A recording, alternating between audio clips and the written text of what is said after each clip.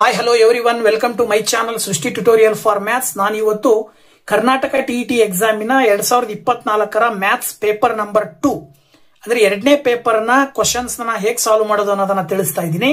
So ಬನ್ನಿ class ಶುರು ಮಾಡೋಣ. ಸೊ ಪೇಪರ್ 2 ನಲ್ಲಿ ಮ್ಯಾಥಮೆಟಿಕ್ಸ್ ಕ್ವಶನ್ಸ್ 91ರಿಂದ ಆರಂಭ ಆಗುತ್ತೆ. ಸೊ 91ನೇ ಕ್ವಶನ್ ಏನ್ ಹೇಳುತ್ತೆ ಅಂತ ನೋಡೋದಾದ್ರೆ, ಒಂದು ತ್ರಿಭುಜದ 3 ಬಾಹುಗಳ ಅನುಪಾತವು 1/3:1/4:1/6 ಮತ್ತು ಅದರ ಸುತ್ತಳತೆ 171 ಸೆಂಟಿಮೀಟರ್ ಆಗಿದೆ. ಈ ತ್ರಿಭುಜದ ಅತ್ಯಂತ ದೊಡ್ಡ ಬಾಹುವಿನ ಉದ್ದ ಅಂತ ಕೇಳಿದ್ರೆ, ಅಂದ್ರೆ ಲಾಂಗೆಸ್ಟ್ ಸೈಡಿನ ಲೆಂತ್ ಎಷ್ಟು ಅನ್ನೋದನ್ನ ನಾವು ಕಂಡುಹಿಡಿಬೇಕು. ಸೊ ಕೊಟ್ಟಿರುವಂತಹ ತ್ರಿಭುಜದ 3 ಬಾಹುಗಳ ಅನುಪಾತವನ್ನ ನಾವಿಲ್ಲಿ 1/3, 1/4, 1/6 ಅಂತ ತಗೊಂಡ್ರೆ, ಅವುಗಳ ಬಾಹುಗಳ ಒಂದು ಉದ್ದ ಎಷ್ಟಿರುತ್ತೆ ಅಂದ್ರೆ 1/3x, 1/4x, 1/6x ಅಂತ ತಗೊಳ್ಬೇಕಾಗತ್ತೆ. ಆಗ 1/3 into x plus 1/4 into x plus 1/6 into x ಕೂಡಿದ್ರೆ 171 ಬರುತ್ತೆ. ತ್ರಿಭುಜದ 3 ಬಾಹುಗಳನ್ನ ಕೂಡಿದ್ರೆ 171. ಹಾಗೆ 1 into x ಮಾಡಿದ್ರೆ x ಬರುತ್ತೆ. ಇದೇ ರೀತಿ x/3 plus x/4 plus x/6 is equal to 171 ಅಂತ ಬರ್ಕೊಳ್ಬಹುದು. ಈ 3, 4, 6 ಎಲ್ಸಿಎಂ ತಗೊಂಡ್ರೆ 12 ಬರುತ್ತೆ. ಸೊ 3, 4, 12 ಮೇಲ್ಗಡೆ ಇರುವಂತಹ ಅಂಶವನ್ನ 4ರಿಂದ ಗುಣಿಸಿದ್ರೆ x into 4 4x plus 4 3 12. So x into 3 ಮಾಡಿದ್ರೆ 3x ಬರುತ್ತೆ. ಹಾಗೇನೆ x ಇಂಟು 2 ಮಾಡಿದ್ರೆ 2x ಬರುತ್ತೆ. That is equal to 171. 4 3 7 2 9. 9x is equal to 12 right side ಕಳಿಸಿದ್ರೆ ಇಂಟು 12 ಆಗುತ್ತೆ. ಅಲ್ಲಿಗೆ x is equal to 171 into 12. ಈ 9 ಈ ಕಡೆ ಬಂದ್ರೆ ಡಿವೈಡೆಡ್ ಬೈ 9 ಆಗುತ್ತೆ. ಓಕೆನಾ? ಸೊ ಇದರ ಸುಲಭ ರೂಪವನ್ನ ತಗೊಂಡ್ರೆ 3 3 9, 3 4 12. ಓಕೆನಾ? 3ರಿಂದ 171 ಬಾಗಿಸಿದ್ರೆ ನಿಮಗೆ ಎಷ್ಟು ಬರುತ್ತೆ? 57 ಬರುತ್ತೆ. ಸೊ 57 ಇಂಟು 4 ಗುಣಿಸಿದ್ರೆ 228 ಬರುತ್ತೆ. ಈ 228 ಇವಿಷ್ಟಕ್ಕೂ ನಾವು ಹಾಕ್ತಾ ಹೋದಾಗ ನೋಡಿ, ಇಲ್ಲಿ ಡೈರೆಕ್ಟ್ ಆಗಿ ನೀವು ಆನ್ಸರ್ ಬೇಗ ಹೇಳ್ಬಿಡ್ಬೋದು. ಅತ್ಯಂತ ದೊಡ್ಡ ಬಾಹು ಅಂತ ಕೊಟ್ಟಿರೋದ್ರಿಂದ ಚಿಕ್ಕ 3ನೇ ಒಂದು ಭಿನ್ನ ರಾಶಿಯ ಸುಲಭ ರೂಪವನ್ನ ನಾವಿಲ್ಲಿ ಹೇಳ್ಬಿಡ್ಬೋದು. ಸೊ 3ರಿಂದ 228 ಭಾಗಾಕಾರ ಮಾಡಿದ್ರೆ 76 ಬರುತ್ತೆ. ಹಾಗೆ 4ರಿಂದ 228 ಭಾಗಾಕಾರ ಮಾಡಿದ್ರೆ 57 ಬರುತ್ತೆ. 6ರಿಂದ 228 ಭಾಗಾಕಾರ ಮಾಡಿದ್ರೆ 38 ಬರುತ್ತೆ. ಸೊ 76 ಅನ್ನೋದು ಅತ್ಯಂತ ದೊಡ್ಡ ಬಾಹುವಿನ ಉದ್ದ ಆಗಿರುತ್ತೆ. ಸೊ ಅತ್ಯಂತ ದೊಡ್ಡ ಬಾಹುವಿನ ಉದ್ದ ಕೇಳಿದಾರೆ ಅವರು 3 ಸೆಂಟಿಮೀಟರ್ ಸುಲಭವಾಗಿ ಹೇಳಬಹುದು. ನೆಕ್ಸ್ಟ್ 92ನೇ ಕ್ವಶನ್, ಒಂದು ಕುಟುಂಬದಲ್ಲಿ 5 ಮಕ್ಕಳ ಸರಾಸರಿ ವಯಸ್ಸು 14 ವರ್ಷಗಳು. ಇವರಲ್ಲಿ 4 ಮಕ್ಕಳ ವಯಸ್ಸು ಕ್ರಮವಾಗಿ 8, 13, 15, 18 ವರ್ಷಗಳಾದರೆ 5ನೇ ಮಗುವಿನ ವಯಸ್ಸು.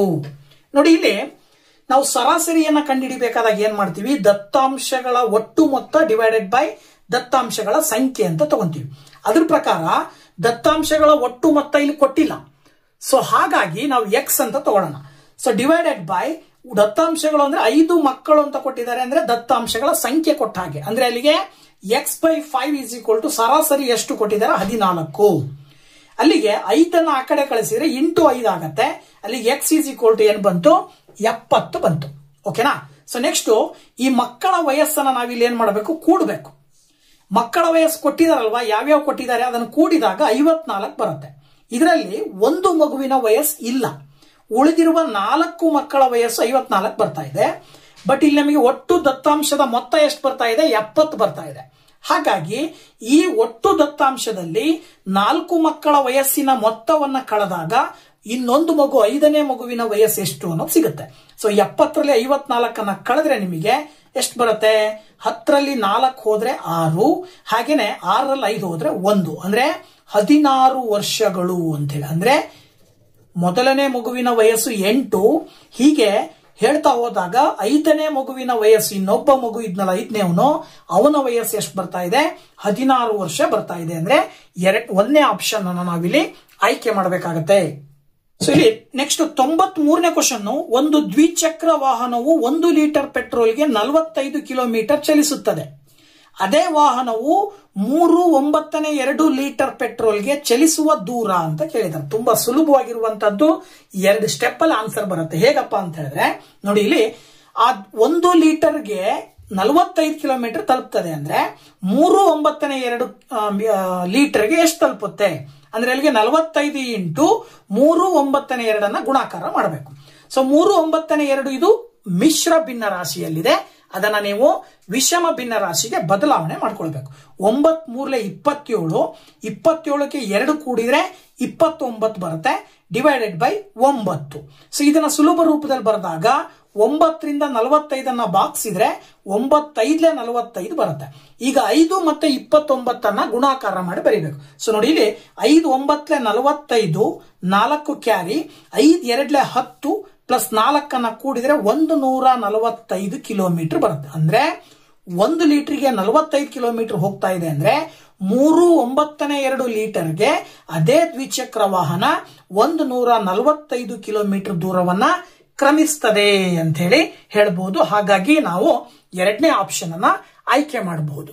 ಇನ್ನು ನೆಕ್ಸ್ಟ್ 94ನೇ question, x is equal to 2 plus root 3 ಆದರೆ ಎಕ್ಸ್ ಸ್ಕ್ವೇರ್ ಪ್ಲಸ್ 1/x² ನ ಬೆಲೆಯು ಅಂತ ಕೇಳಿದರು. ನೋಡಿ ಇಲ್ಲಿ ಮೊದಲು ಎಕ್ಸ್ ಸ್ಕ್ವೇರ್ ಪ್ಲಸ್ 1/x² ನ ಬೆಲೆ ಕೇಳಿರೋದ್ರಿಂದ ಅದನ್ನು ಬರ್ಕೊಂಡು ದಟ್ ಈಸ್ ಈಕ್ವಲ್ ಟು ಇಲ್ಲಿ ಎಕ್ಸ್ ಅಂದ್ರೆ ಏನ್ ಕೊಟ್ಟಿದ್ದಾರೆ value 2 plus root 3. So x ಇರೋ ಜಾಗದಲ್ಲಿ ಹಾಕಿದಾಗ 2 ಪ್ಲಸ್ ರೂಟ್ 3 ಹೋಲ್ ಸ್ಕ್ವೇರ್ ಬರುತ್ತೆ, ಪ್ಲಸ್ 1/x² ಅಂದ್ರೆ 1/2 ಪ್ಲಸ್ ರೂಟ್ 3 ಹೋಲ್ ಸ್ಕ್ವೇರ್ ಅಂತ ಬರೀತೀವಿ. ಇದನ್ನ ನೋಡಿದಾಗ ನಮಗೆ a plus b whole square formula ಬರುತ್ತೆ. So a plus b whole square formula ಏನ್ ಹೇಳುತ್ತೆ, a square plus b square plus 2ab. ಅದ್ರ ಪ್ರಕಾರ ಎ ಸ್ಕ್ವೇರ್ ಅಂದ್ರೆ 4 ಬರುತ್ತೆ, ಬಿ ಸ್ಕ್ವೇರ್ ಮಾಡಿದ್ರೆ ಸ್ಕ್ವೇರ್ ರೂಟ್ ಕ್ಯಾನ್ಸಲ್ ಆಗಿ 3 ಬರುತ್ತೆ, ಪ್ಲಸ್ 2ab ಅಂದ್ರೆ 2 4 ರೂಟ್ 3 ಗುಣಿಸಿದ್ರೆ 4 ರೂಟ್ 3 ಪ್ಲಸ್ ಹಾಗೆ 1 ಡಿವೈಡೆಡ್ ಬೈ ಇಲ್ಲೂ ಕೂಡ ಅಷ್ಟೇ ಇದೇ ಸೂತ್ರವನ್ನ ಬಳಸಬೇಕು, A plus b whole square. So a plus b whole square ಪ್ರಕಾರ ಬರೆದ್ರೆ ಸೇಮ್ ಇಲ್ಲಿ ಏನ್ ಬರ್ದಿದ್ದೀರಾ ಅದೇ ರೀತಿ ಇಲ್ಲಿ ಬರ್ಕೊಳ್ತೀರಾ. ಇಲ್ಲಿ 4 3 ಕೂಡಿದ್ರೆ 7 ಬರುತ್ತೆ, plus 4 root 3 plus 1 divided by 4 3 ಕೂಡಿದ್ರೆ 7 ಪ್ಲಸ್ 4 ರೂಟ್ 3. ಈಗ ಇವೆರಡಕ್ಕೂ ಲಾಸ ತಗೊಂಡಾಗ 1 ಇಂಟು 7 ಪ್ಲಸ್ 4 ರೂಟ್ 3 ಗುಣಿಸಿದ್ರೆ 7 ಪ್ಲಸ್ 4 ರೂಟ್ 3 ಬರುತ್ತೆ. ಹಾಗೇನೆ ಮೇಲ್ಗಡೆ ಇರುವಂತಹ ಅಂಶಗಳನ್ನ ಈ ಒಂದು ಟರ್ಮ್ ಅನ್ನ ಈ ಟರ್ಮ್ ನಿಂದ ಗುಣಿಸಬೇಕು. ಓಕೆ, ಹಾಗೇನೆ 1 ಇಂಟು 1 ಓಕೆ ಡಿವೈಡೆಡ್ ಬೈ ಇಲ್ಲಿ a plus b into a plus b ಇದೆ ಅಂದ್ರೆ ನಾವೇನ್ ಬರೀಬಹುದು ಅದನ್ನ a plus b whole square ರೂಪದಲ್ಲಿ ಬರ್ಕೊಳ್ಬಹುದು. ಸೊ ಅಲ್ಲಿಗೆ ಏನ್ ಬರುತ್ತೆ ಅಂದ್ರೆ 7 plus 4 root 3 whole square plus 1 divided by 7 plus 4 root 3 ಅಂತ ಬರೀತೀವಿ. ಮತ್ತೆ a plus b whole square ಫಾರ್ಮುಲಾವನ್ನ ಇಲ್ಲಿ ಅಪ್ಲೈ ಮಾಡಿದಾಗ 7 ವರ್ಗ 49 ಪ್ಲಸ್ 4 ರೂಟ್ 3 ಏನಾಗುತ್ತೆ 4 4 16 ಇಂಟು ರೂಟ್ 3 ಸ್ಕ್ವೇರ್ ಕ್ಯಾನ್ಸಲ್ ಆಗಿ 3 ಅಂದ್ರೆ 16 3 48 ಓಕೆನಾ, plus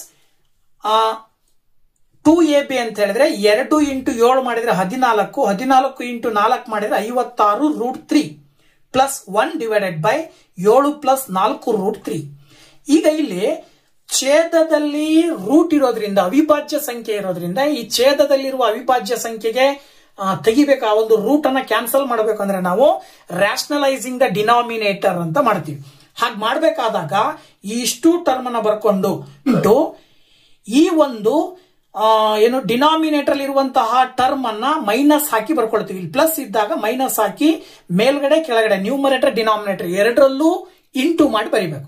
7 minus 4 root 3 divided by 7 minus 4 root 3. ಆಗ ಏನಾಗುತ್ತೆ ನೋಡಿ ಇಲ್ಲಿ 98 plus 56 root 3 into 7 minus 4 root 3 whole divided by ಇದೇನಾಗುತ್ತೆ 7 plus a plus b into a minus b formula ಇರೋದ್ರಿಂದ a square minus b square ಅಂತ ಬರೀಬಹುದು ನಾವು.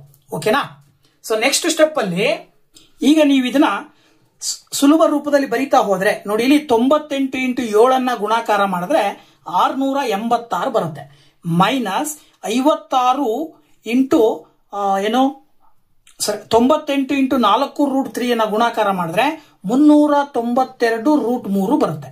ಹಾಗೇನೆ 56 ಇಂಟು ರೂಟ್ 3 ಇಂಟು 7 ಮಾಡಿದ್ರೆ ಪ್ಲಸ್ 392 ರೂಟ್ 3 ಬರುತ್ತೆ.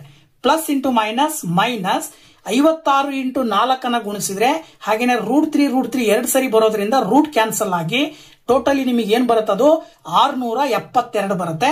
ಡಿವೈಡೆಡ್ ಬೈ 7ರ ವರ್ಗ 2 ಬರೋದ್ರಿಂದ 49 ಮೈನಸ್ 4√3 ಅಂದ್ರೆ 4×4 16, 16 3 48 ಬರುತ್ತೆ. ಅಲ್ಲಿಗೆ ನೀವು ಪ್ಲಸ್ 392√3 ಮತ್ತೆ ಮೈನಸ್ 392√3 ಅನ್ನ ಕ್ಯಾನ್ಸಲ್ ಮಾಡಿದಾಗ 686ರಲ್ಲಿ 672 ಕಳೆದ್ರೆ ನಿಮಗೆ ಏನ್ ಬರುತ್ತೆ, 686ರಲ್ಲಿ 672 ಕಳೆದ್ರೆ 14 ಬರುತ್ತೆ. ಡಿವೈಡೆಡ್ ಬೈ 49ರಲ್ಲಿ 48 ಕಳೆದ್ರೆ 1 ಬರುತ್ತೆ. ಕೊನೆಗೆ ನಿಮಗೆ ಆನ್ಸರ್ ಬರ್ತಾ ಇರೋದು ಎಷ್ಟು ಅಂದ್ರೆ 14. ಅಂದ್ರೆ ಎಕ್ಸ್ ನ ಬೆಲೆ, ಈ ಒಂದು x² ಪ್ಲಸ್ 1/x² ನ ಬೆಲೆ ಏನ್ ಬರುತ್ತೆ, 14 ಬರುತ್ತೆ ಅಂತ ಹೇಳಿ ಆಪ್ಷನ್ 4ರಲ್ಲಿರುವಂತಹ ಉತ್ತರವನ್ನ ಆಯ್ಕೆ ಮಾಡಬಹುದು. ಇಷ್ಟು 95ನೇ ಕ್ವಶನ್ ಏನ್ ಹೇಳುತ್ತೆ, 1550, 1806 ಮತ್ತು 2958 ಈ ಸಂಖ್ಯೆಗಳನ್ನು ಪ್ರತಿಯೊಂದರಲ್ಲೂ ಶೇಷ 14 ಉಳಿಯುವಂತೆ ಭಾಗಿಸುವ ಮಹತ್ತಮ ಸಂಖ್ಯೆ ಅಂತ ಕೇಳಿದ್ದಾರೆ. ಇಲ್ಲಿ ನೀವು ಮಹತ್ತಮ ಸಂಖ್ಯೆ ಅಂತ ಬಂದಾಗ ನೀವು ಏನ್ ಮಾಡಬೇಕು ಅಂತ ಹೇಳಿದ್ರೆ, ದೊಡ್ಡ ಸಂಖ್ಯೆ 156 ಬರುತ್ತೆ. ಸೊ ನೀವು ಟ್ರೈ ಮಾಡಿದ್ರೆ 156ರಿಂದ ಇವು 3 ಸಂಖ್ಯೆಗಳನ್ನ ಭಾಗಿಸಿದಾಗ ಶೇಷ 14 ಪ್ರತಿಯೊಂದರಲ್ಲೂ ಬರಲ್ಲ. ಆದ್ರೆ ಇದ್ರ ನೆಕ್ಸ್ಟ್ ಸಂಖ್ಯೆ ಯಾವುದಿದೆ, 128. ಸೊ 128ರಿಂದ ನೀವು ಪ್ರತಿ ಸಂಖ್ಯೆಗಳನ್ನ ಈ ರೀತಿ ಭಾಗಿಸಿದಾಗ ಕೊನೆಗೆ ಶೇಷ ಏನ್ ಬರುತ್ತೆ, 14 ಬರುತ್ತೆ. ಹಾಗಾಗಿ ನೀವು 128ನ ಇದರ ಆನ್ಸರ್ ಅಂತ ಹೇಳಿ ಸೆಲೆಕ್ಟ್ ಮಾಡಬಹುದು. ನೆಕ್ಸ್ಟ್ 96ನೇ ಕ್ವಶನ್ ಏನ್ ಹೇಳುತ್ತಪ್ಪ ಅಂತ ಹೇಳಿದ್ರೆ, ಒಬ್ಬ ಅಂಗಡಿಯವನು 600 ರೂಗೆ ಒಂದು ಪುಸ್ತಕವನ್ನು ಕೊಳ್ಳುತ್ತಾನೆ.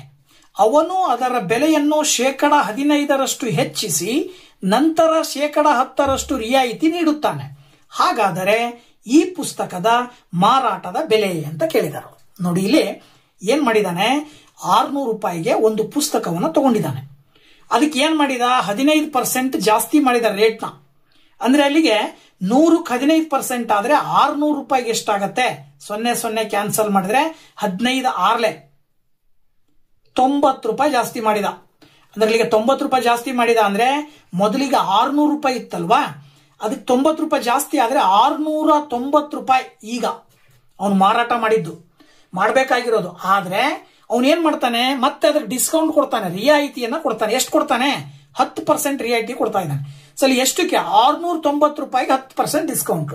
ಸೊ 690 ರೂಪಾಯಿಗೆ ಅಂದ್ರೆ 100ಕ್ಕೆ 10 ರೂಪಾಯಿ ಆದ್ರೆ 690 ರೂಪಾಯಿಗೆ ಎಷ್ಟಾಗತ್ತೆ ನೋಡಿ. ಇಲ್ಲಿ 00 ಕ್ಯಾನ್ಸಲ್, 00 ಕ್ಯಾನ್ಸಲ್, ಎಷ್ಟು ಬಂತು, 69 ಬಂತು. ಈಗ ಅವನು ಅದನ್ನ ಎಷ್ಟಕ್ಕೆ ಮಾರಬೇಕಪ್ಪ ಅಂತ ಹೇಳಿದ್ರೆ, 690 ರೂಪಾಯಿದಲ್ಲಿ 69 ರೂಪಾಯಿ ಕಡಿಮೆ ಮಾಡಿ ಮಾರಾಟ ಮಾಡಬೇಕು ಅಂದಾಗ 10ರಲ್ಲಿ 9 ಕಳೆದ್ರೆ 1 ಬರುತ್ತೆ. ಇಲ್ಲಿ 8 ಇದೆ, 8ರಲ್ಲಿ 6 ಕಳೆದ್ರೆ 2 ಬರುತ್ತೆ. ಹಾಗೇನೆ 6 ಉಳಿತದೆ. ಅಂದ್ರೆ 621 ರೂಪಾಯಿಗೆ ಮಾರಾಟ ಮಾಡ್ತಾನೆ. ಅಂದ್ರೆ ಅಲ್ಲಿಗೆ ಅವನು ಲಾಭ ತಗೊಳ್ತಾನೆ 21 ರೂಪಾಯಿ. ಆದ್ರೆ ಅದರಲ್ಲೂ ಕೂಡ ಅವನು ಡಿಸ್ಕೌಂಟ್ ರಿಯಾಯಿತಿ ಕೊಟ್ಟಿದ್ದೀನಿ ಅನ್ನೋ ರೀತಿಯಲ್ಲಿ ಹೇಳೋದ್ರ ಮೂಲಕ ತನ್ನ ವ್ಯಾಪಾರವನ್ನ ಮಾಡ್ತಾನೆ. ಸೊ ಹಾಗಾಗಿ 621 ರೂಪಾಯಿ ಬರುತ್ತೆ. ಹಾಗಾಗಿ 1ನೇ ಆಪ್ಷನ್ ಅಲ್ಲಿ ಇರ್ತಕ್ಕಂಥ ಉತ್ತರವನ್ನ ನಾವು ಆಯ್ಕೆ ಮಾಡಬೇಕು. ಸೊ ಇಲ್ಲಿವರೆಗೂ ವಿಡಿಯೋ ನೋಡಿದ್ದಕ್ಕೆ ಥ್ಯಾಂಕ್ಸ್ ಹೇಳ್ತಾ, ಮುಂದಿನ ಒಂದು ಕ್ವಶನ್ಸ್ ನ ನೆಕ್ಸ್ಟ್ ವಿಡಿಯೋದಲ್ಲಿ ಅಪ್ಲೋಡ್ ಮಾಡ್ತೀನಿ. ಸೊ ದಯವಿಟ್ಟು ಯಾರು ಚಾನಲ್ ಸಬ್ಸ್ಕ್ರೈಬ್ ಮಾಡಿಲ್ವೋ ಚಾನಲ್ ಸಬ್ಸ್ಕ್ರೈಬ್ ಮಾಡಿ ಅಂತ ಹೇಳ್ತಾ, once again thank you very much. Bye bye.